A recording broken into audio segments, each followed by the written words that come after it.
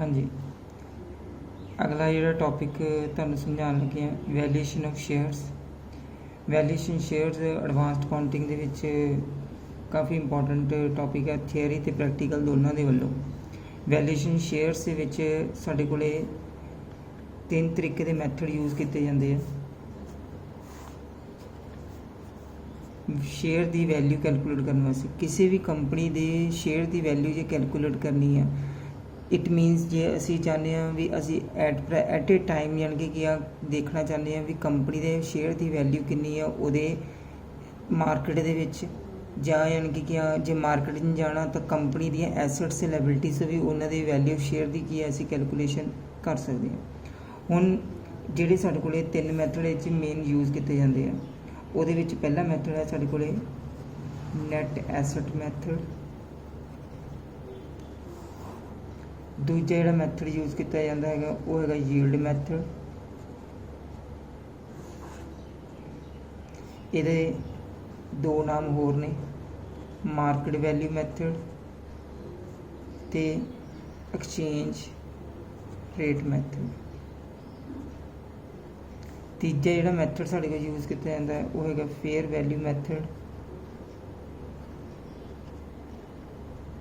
ते इहदा दूजा नाम है ड्यूल मैथड।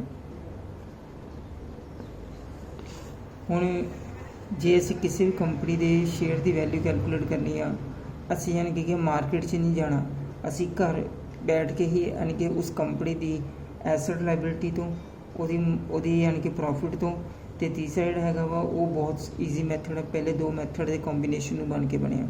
किसी भी कंपनी के शेयर की वैल्यू कैलकुलेट करनी है, शेयर की वैल्यू कैलकुलेट करनी है तो वो वास्ते यानी कि 2 मैथड मेन बने गए हैं, नैट एसेट मैथड ते यील्ड मैथड। बुक दे विच की है नैट एसेट मैथड के 2 पार्ट बनाए हुए हैं, एक है इंकलूडिंग गुडविल ते एक है एक्सक्लूडिंग गुडविल। कोई ज़्यादा फर्क नहीं है, मैं तुहानूं प्रैक्टिकल पॉइंट तो वैसे ही दस दूँगा। पेपर के 15 नंबर का क्वेश्चन वैल्यूएशन शेयर से मैथड्स वेरी इंपॉर्टेंट, ठीक है जी। तो जे प्रैक्टिकल आता है, प्रैक्टिकल वास्ते तुहानूं यानी कि जिहड़े क्वेश्चन सेंड किए है गूगल क्लासरूम ऐप पर, वो तुसीं यानी कि देख लिओ। ਉਹਦੇ ਵਿੱਚ ਤੁਹਾਨੂੰ यानी कि तुसीं ये मैथड पहला समझ लो, फिर तुसीं क्वेश्चन ट्राई कर सकते हो। हुण सब तो पहला जिहड़ा नैट एसेट मैथड है वो समझाउण जा रहे हैं। नैट एसेट मैथड दे विच की है, नैट एसेट मैथड दे विच की है कंपनी दीयां जिन्नियां फिक्स एसेट्स ने वो सारियां लिख लेनियां ने, सारियां कंसिडर करनियां ने। सब तो पहला असी उन्हां दी मार्केट वैल्यू लेनी है। जे मार्केट वैल्यू नहीं दिती हुई तो फिर असी उन्हां दी बुक वैल्यू ले लेनी है। बुक वैल्यू किहड़ी हुंदी है, जिहड़ी बैलेंस शीट 'च दित्ती हुंदी है, ठीक है जी। उस तो बाद फिर असी लेना है वा जिन्नियां करंट एसेट्स ने सारियां ले लेनियां, सेम फंडा मार्केट वैल्यू ते बुक वैल्यू। जे मार्केट वैल्यू नूं प्रैफरेंस देनी है, जे नहीं दित्ती हुई तो फिर असी की चक लेनी है बुक वैल्यू जिहड़ी बैलेंस शीट 'च दित्ती हुंदी है।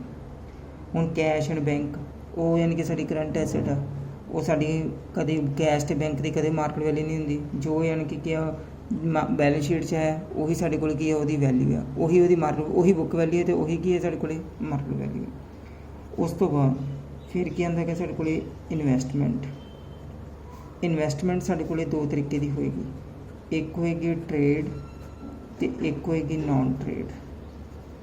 इत्थे दोनों ही कंसिडर करनियां ने, ट्रेड इन्वेस्टमेंट ते non trade investment. Trade investment जिहड़ियां असीं अपने बिजनेस कीतियां ने, नॉन ट्रेड इन्वेस्टमेंट असीं अपने बिजनेस तो बाहर इन्वेस्टमेंट कीतियां, ठीक है। दोनों कंसिडर करनियां ने, इन्हां दा भी सेम फंडा मार्केट वैल्यू, जे मार्केट वैल्यू नहीं दित्ती तो बुक वैल्यू। उस तो बाद प्लस फिर की करना है इहदे विच गुडविल।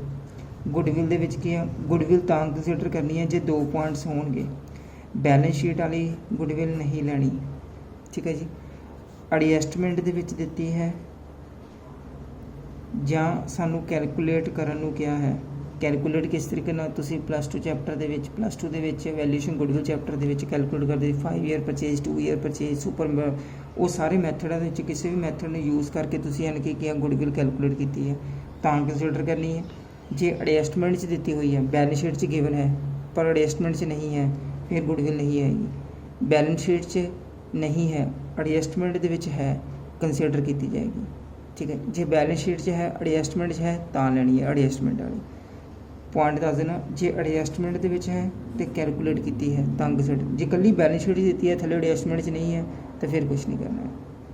ਉਸ ਤੋਂ ਬਾਅਦ fixed assets, current assets, investment, goodwill, ਇਹ ਅਸੀਂ ਜਿੰਨੀਆਂ ਕੰਪਨੀ ਦੀਆਂ ਵਰਥ ਨੇ, ਕੰਪਨੀ ਦੀ ਜਿੰਨੀ ਵਰਥ ਹੈਗੀ ਹੈ, ਕੰਪਨੀ ਦਾ ਸਾਰਾ ਪੈਸਾ ਫਿਕਸਡ ਐਸੈਟਸ ਲੱਗਿਆ ਹੁੰਦਾ, ਕਰੰਟ ਐਸੈਟ 'ਚ, ਇਨਵੈਸਟਮੈਂਟ 'ਚ ਤੇ ਜਾਂ ਗੁੱਡਵਿਲ ਦੇ ਵਿੱਚ। ਠੀਕ ਹੈ ਜੀ। ਹੁਣ ਇਹ ਸਾਰੀਆਂ ਫਿਕਸਡ ਐਸੈਟਸ ਕਿਹੜੀਆਂ ਨੇ? Land and building, plant and machinery, vehicle, furniture, ਠੀਕ ਹੈ, ਜਿਨ੍ਹਾਂ 'ਤੇ ਅਸੀਂ ਡੈਪਰੀਸੀਏਸ਼ਨ ਚਾਰਜ ਕਰਦੇ ਹਾਂ। ਠੀਕ ਹੈ ਜੀ। Current assets, cash bank, debtors bank, BR, prepaid expenses, stock, ਠੀਕ ਹੈ, ਉਹ ਸਾਰੇ ਕਲੋਜ਼ਿੰਗ ਸਟਾਕ ਕੰਸੀਡਰ ਕਰਨਾ। ਅੱਗੇ ਇਨਵੈਸਟਮੈਂਟ, ਟ੍ਰੇਡ ਤੇ ਨॉन ਟ੍ਰੇਡ, ਗੁੱਡਵਿਲ ਬੈਲੈਂਸ ਸ਼ੀਟ ਵਾਲੀ ਨਹੀਂ ਲੈਣੀ, ਐਡਜਸਟਮੈਂਟ ਵਾਲੀ ਜਾਂ ਫਿਰ ਸਾਡੇ ਕੋਲ ਕੀ ਆ, ਕੈਲਕੂਲੇਟ ਕੀਤੀ ਗਈ ਸੀ। ਇਹ ਕੰਸੀਡਰ ਕਰਨ ਤੋਂ ਬਾਅਦ ਕੰਪਨੀ ਕੋਲ ਇੰਨਾ ਸਾਰਾ ਪੈਸਾ ਹੈਗਾ। ਹੁਣ ਅਸੀਂ ਦੇਖਣਾ ਵੀ ਇਹ ਸਾਰਾ ਪੈਸਾ ਕਿੱਥੋਂ ਕਿੱਦਾਂ ਪੇਮੈਂਟਾਂ ਹੋਣੀਆਂ ਨੇ। ਅਸੀਂ ਕੈਲਕੂਲੇਸ਼ਨ ਕਿਹਦੀ ਕਰਨੀ ਹੈਗੀ ਆ? ਸ਼ੇਅਰ ਦੀ। ਸ਼ੇਅਰ ਵੀ ਦੋ ਤਰੀਕੇ ਦੇ ਹੁੰਦੇ ਆ, ਇੱਕ ਹੈਗੇ ਸਾਡੇ ਕੋਲ ਇਕੁਇਟੀ ਤੇ ਇੱਕ ਸਾਡੇ ਕੋਲ ਕਿਹੜੇ ਹੈਗੇ ਆ, ਪ੍ਰੈਫਰੈਂਸ।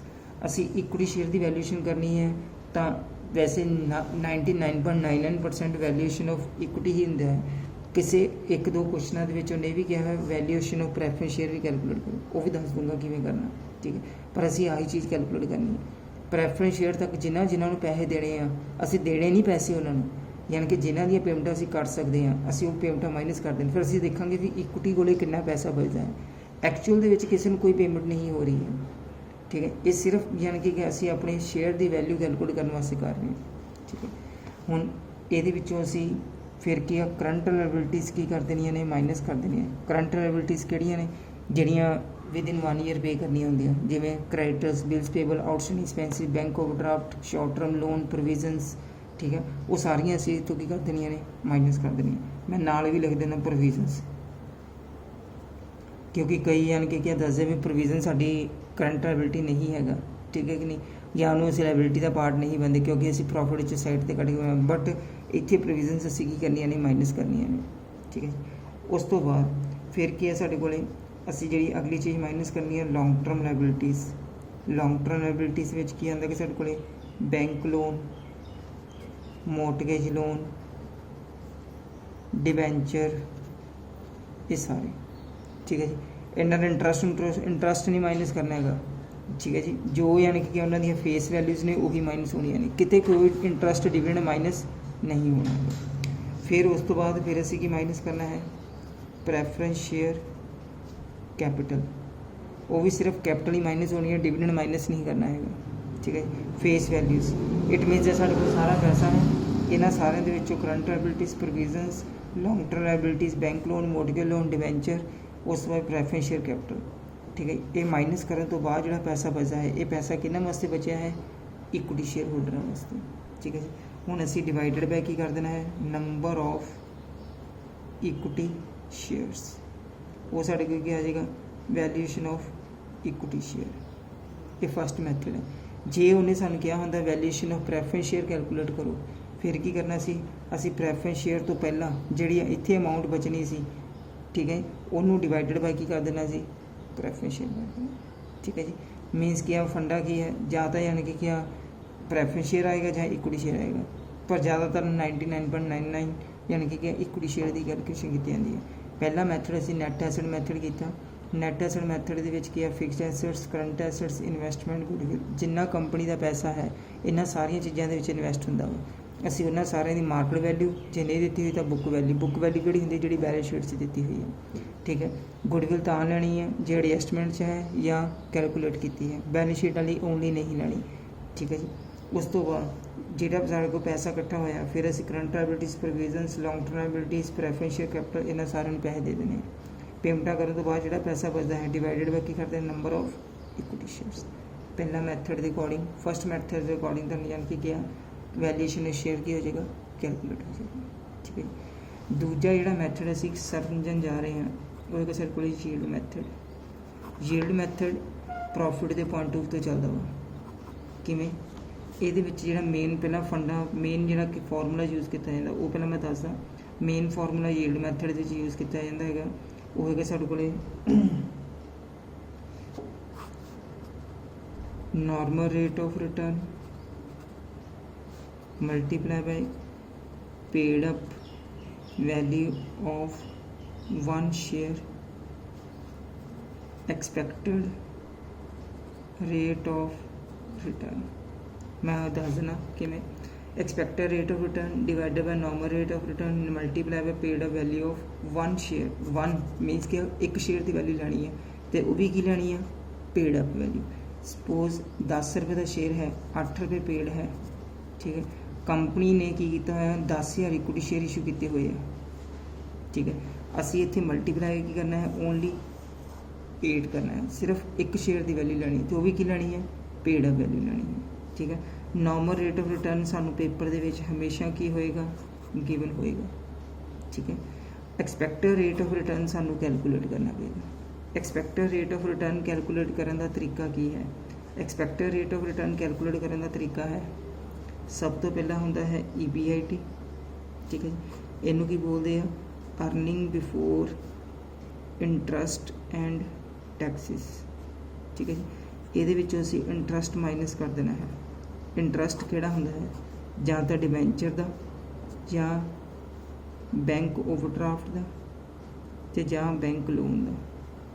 जे कोई इंटरस्ट है असी की कर देना है माइनस कर देना है। जिहड़ी साडे कोल वैल्यू बचेगी वो की बचेगी EBT अर्निंग बिफोर टैक्सिस, ठीक है जी। फिर असी इहदे विचों की माइनस करना है टैक्सिस। जे गिवन है टैक्स रेट तो ठीक है, जे नहीं गिवन है तो 50% की कर लेना है अज्यूम कर लेना है, ठीक है जी। उस तो बाद जिहड़ी साडे कोल वैल्यू बचेगी उन्होंने लिखते EAT अर्निंग आफ्टर टैक्स, ठीक जी। फिर असी की माइनस करना है ट्रांसफर टू जनरल रिजर्व। हमेशा इस वैल्यू का ट्रांसफर करना है जिहड़ी EAT आई है, ठीक है। इस वैल्यू का जिन्ने परसेंट क्या होएगा वो असी ट्रांसफर कर देना है जनरल रिजर्व। फिर असी की माइनस करना है प्रेफरेंस डिविडेंड, ठीक है जी। जिहड़ा साडे कोल पैसा बचेगा डिवाइडेड बाय ये हुण किन्हां वास्ते पैसा बचा है इक्विटी शेयर वास्ते, paid up equity share capital multiply by 100। ये साडे कोल की आ गया एक्सपैक्टेड रेट ऑफ रिटर्न आ गया। रिपीट करदा फॉर्मूला है expected rate of return yield method है expected rate of return divided by normal rate of return multiply by paid up value of one share. Normal rate of return सानू given होएगा, paid up value of one share ये भी given होएगी। Expected rate of return calculate करना पड़ेगा, वो calculate करने का तरीका की है ये सारा फंड यानी कि स्टैप्स यूज़ करने हैं। EBIT earning before interest and taxis वो जो की माइनस करना है इंटरस्ट डिबेंचर का या बैंक लोन का या बैंक ओवरड्राफ्ट का, ठीक है जी। बैंक ओवरड्राफ्ट या बैंक लोन का। फिर की बचेगा EBT अर्निंग बिफोर टैक्स, ठीक है जी। ये टैक्सिस असी माइनस करने हैं कितने परसेंट 50%, ठीक है। वो माइनस करके क्या आएगा EAT अर्निंग आफ्टर टैक्स। फिर की माइनस करना है ट्रांसफर टू जनरल रिजर्व। फिर की माइनस करना है प्रेफरेंस डिविडेंड। ये ना हो तो प्रेफरेंस डिविडेंड पहला माइनस कर दो, ट्रांसफर टू जनरल रिजर्व वो जी अमाउंट बचेगी वह करना, ताही मैं क्या वा EAT का है माइनस करना है, ठीक है। उस तो बाद प्रेफरेंस डिविडेंड माइनस करना है। फिर जी वैल्यू बचेगी ये हम प्रॉफिट किन्हां वास्ते बचिया सारे पेमेंट हो गई, देखो डिबेंचर हो गई, जनरल रिजर्व ने कढ़ ले पैसे, प्रेफरेंस डिविडेंड हो गया, ठीक है। सारा कुछ A to Z खत्म, बस हुण सिर्फ एक पासे पैसे बचे प्रॉफिट बचे किहदे वास्ते इक्विटी शेयर वास्ते। ये डिवाइडेड बाय की कर देंगे paid up equity share capital multiply by 100। जिहड़ी परसेंटेज आएगी वो इत्थे फिट कर देनी है उस तो बस, ठीक है। ये साडे कोले इस मैथड दे की है ये असी प्रिंसीपल अमाउंट वालों चलते सी, ये असी प्रॉफिट के पॉइंट तो चलते, ठीक है जी। जिहड़ियां उन्होंने पेमेंट होनी देखो इत्थे असी लॉन्ग टर्म लाइबिलिटीज़ या करंट लाइबिलिटीज़ माइनस कीतियां ने, इत्थे असी की माइनस कर रहे हैं उन्होंने इंटरस्ट, ठीक है। इत्थे असी प्रेफरेंस शेयर कैपिटल माइनस कर रहे हैं, इत्थे की माइनस कर रहे हैं प्रेफरेंस डिविडेंड। ये सारा पैसा किहदे वास्ते ये प्रिंसीपल मनी किहदे वास्ते बचे इक्विटी शेयर, ये प्रॉफिट किहदे वास्ते बचे इक्विटी शेयर वास्ते, ठीक है। बस ये यानी कि प्रिंसीपल अमाउंट वाले हो सी ये साडे कोल की आ प्रॉफिट दे बारे। ਇਹਦਾ दो नाम होर ने मार्केट वैल्यू मैथड ते एक्सचेंज रेट मैथड, ठीक है। फर्स्ट मैथड असी कीता सी नैट एसिड मैथड, दूजा असी कीता yield method, third method fair value method ते ड्यूल मैथड। बहुत ईजी है दस देना भी। फेयर वैल्यू मैथड ते ड्यूल मैथड ਉਹਦੇ ਵਿੱਚ ਕੀ ਹੈ ਕਿ ਸਾਡੇ ਕੋਲੇ फस्ट मैथड के अकॉर्डिंग तो सैकेंड मैथड के अकॉर्डिंग जी वैल्यूएशन शेयर आई वैल्यू ऑफ शेयर आया है डिवाइडेड बाय की कर देना है 2 मीनस नैट एसिड मैथड के अकॉर्डिंग जी वैल्यूएशन शेयर आई वैल्यू ऑफ शेयर आया ਸੈਕਿੰਡ ਮੈਥਡ ਦੇ ਅਕੋਰਡਿੰਗ ਜਿਹੜਾ ਵੈਲਿਊ ਆਫ ਸ਼ੇਅਰ ਆਇਆ ਦੋਨਾਂ ਨੂੰ plus divided by 2। It means ਜੇ ਪਹਿਲੇ ਦੋ ਮੈਥਡ ਆਉਂਦੇ ਆ ਤੀਸਰਾ ਮੈਥਡ ਦਾ ਸਿਰਫ ਕੈਲਕੂਲੇਸ਼ਨ ਬੇਸਡ ਹੈ, ਯਾਨੀ ਕਿ ਦੋਨਾਂ ਨੂੰ ਪਲੱਸ ਕਰਨਾ ਤੇ ਡਿਵਾਈਡਡ ਬਾਈ ਕੀ ਕਰਨਾ 2 ਕਰਨਾ। ਇੱਕ ਇਹਦੇ ਵਾਸਤੇ ਤੁਸੀਂ ਥਿਊਰੀ ਦਾ ਕੁਐਸਚਨ ਨਾਲ 15 ਨੰਬਰ ਦੇ ਵਿੱਚ ਜਦੋਂ ਪੇਪਰ 'ਚ ਆਏਗਾ, ਇੱਕ ਨਾਲ ਤਾਂ ਆਉਥ ਮੈਥਡ ਐਕਸਪਲੇਨ ਕਰਨੇ ਹਨ ਸਾਰੇ, ਇਹਨਾਂ ਸਾਰੇ ਮੈਥਡਸ ਨੂੰ ਸਟੈਪ ਬਾਈ ਸਟੈਪ ਐਕਸਪਲੇਨ ਕਰਨਾ, ਜਿਵੇਂ ਦੱਸਿਆ ਇੱਦਾਂ ਪਹਿਲਾਂ ਬਣਾਉਣੇ ਹਨ, ਫਿਰ ਉਹਨਾਂ ਨੂੰ ਐਕਸਪਲੇਨ ਕਰਨਾ ਹੈ ਜਿਵੇਂ ਜਿਵੇਂ ਤੁਹਾਨੂੰ ਸਮਝਾਇਆ ਹੈ। ਤੇ ਅਗਲਾ ਕੀ ਹੈ, ਇਹਦੇ ਵਿੱਚ ਨਾਲ 5 number the question factors affecting value of share of any company. Company ਦੀ ਕਿਸੇ ਵੀ ਕੰਪਨੀ ਦੀ ਵੈਲਿਊਏਸ਼ਨ ਸ਼ੇਅਰ ਨੂੰ ਕਿਹੜੇ ਕਿਹੜੇ ਫੈਕਟਰਸ ਕੀ ਕਰਦੇ ਆ, ਇਫੈਕਟ ਕਰਦੇ ਆ। ਠੀਕ ਹੈ, ਇਹ ਕੁਐਸਚਨ ਲੌਂਗ ਥਿਊਰੀ ਵਾਸਤੇ ਯਾਦ ਕਰ ਲਓ। ਜੇ ਪ੍ਰੈਕਟੀਕਲ ਵਾਸਤੇ ਹੈ ਤਾਂ ਪ੍ਰੈਕਟੀਕਲਸ ਵਿੱਚ ਜੋ ਯਾਨੀ ਕਿ ਤੁਹਾਨੂੰ ਸਟੈਪਸ ਦੱਸੇ ਹਨ ਉਹ ਸਟੈਪਸ ਯਾਨੀ ਫੋਲੋ ਕਰੋ।